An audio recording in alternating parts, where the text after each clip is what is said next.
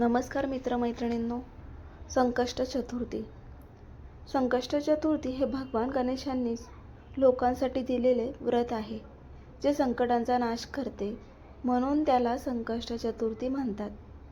संकष्टी चतुर्थी कोणी काढली नाहीये, ती पुराणकाळापासून चालत आलेली परंपरा आहे. हा व्रत पुराणकाळापासून चालत आलेला धार्मिक व्रत आहे. पुराणांमध्ये अशी कथा येते की एकदा भगवान शंकरांनी माता पार्वतीला संकष्टी चतुर्थी व्रताचे महत्त्व सांगितले.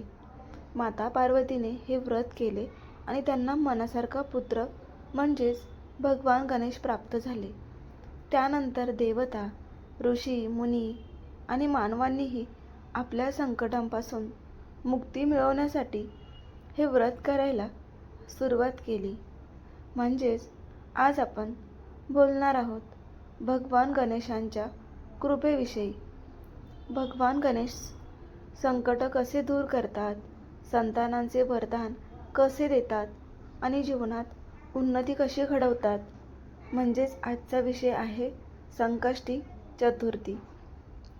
माघ महिन्याच्या सुरुवातीपासून अनेक विशेष सण उत्सव सुरू होतात. त्यातील पहिला सण येतो माघ कृष्ण पक्षातील चतुर्थी तिथीला, ज्याला संकष्टी चतुर्थी असे म्हणतात. संकष्टी चतुर्थीला तीळ चतुर्थी, माघी चतुर्थी, शकट चौथ असेही म्हटलं जातं. या दिवशी भगवान गणेश आणि चंद्रदेव यांची पूजा केली जाते. संकष्टी चतुर्थीला संकटहरण गणपतीच्या रूपाची उपासना केली जाते. जो कोणी या दिवशी श्रद्धेने गणपतीची पूजा करतो, त्याच्या आयुष्यातील संकटे नष्ट होतात, दूर होतात. या दिवशी गणेशाची पूजा केल्याने संतान प्राप्ती होते आणि संतानाशी संबंधित अडचणी दूर होतात. अपयश व बदनामीचे योग मिटतात. जीवनातील अडथळे आणि अडचणी दूर होतात. आर्थिक अडचण कमी होते आणि कर्जातून मुक्ती मिळवण्यास मदत होते. या महिन्यात संकष्ट चतुर्थी 6 मार्चला आहे. उपवास नक्की करा. मनोभावे व्रत केले तर इच्छा पूर्ण सुद्धा होतात. या दिवशी लोक उपवास करतात आणि भगवान गणेशाची विधीपूर्वक पूजा करतात. संकष्टी चतुर्थीची सोपी पूजाविधी पुढील प्रमाणे आहे. सकाळी स्नान करून संकल्प करा की मी आज संकट निवारणासाठी, संतान प्राप्तीसाठी किंवा संतानांच्या उन्नतीसाठी गणेश पूजा करीत आहे. दिवसभर फलाहार किंवा जलाहार ठेवा. संध्याकाळी गणपतीची पूजा करा. फूल, धूप, दीप, वस्त्र, माळा आणि मिठाई अर्पण करा. विशेषतः काळ्या किंवा पांढऱ्या तिळाचे लाडू अर्पण करा. दुर्वा आणि पिवळी मिठाई अर्पण करा. चंद्राला मान खाली घालून अर्घ्य द्या. चतुर्थीचा चंद्र पाहू नये. यानंतर मंत्र जप करा.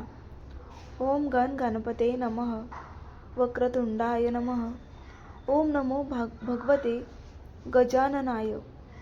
मनापासून प्रार्थना करा. जर जीवनात मोठी अडचण असेल तर हा विशेष उपाय करा. पिवळे वस्त्र परिधान करून गणपतीसमोर बसा. तुपाचा चौमुखी दिवा लावा. तुमच्या वयाइतके तिळाचे लाडू ठेवा. उदाहरणार्थ वय 32 असेल तर 32 लाडू ठेवा. एक लाडू गणपतीला अर्पण करा आणि म्हणत जा ओम गण गणपते किंवा ओम गण गणपते नमः. नंतर एक लाडू स्वतः खा आणि उरलेले लोकांना वाटा. यामुळे जीवनातील अडथळे नक्कीच दूर होतात. संतान प्राप्तीसाठी पती पत्नीने एकत्र पूजा करावी. संतान गणपती स्तोत्र 3 वेळा पठण करावं. एक जण वाचेल, दुसरा ऐकेल असे पण करता येते. यामुळे संतान प्राप्ती सुलभ होते. जर ग्रह त्रास देत असतील, विशेषतः केतू दोष असेल, तर संकष्ट चतुर्थीला गणपती अथर्वशीर्ष पाठ करावा. यामुळे ग्रहदोष आणि जीवनातील अडथळे दूर होतात. धन्यवाद.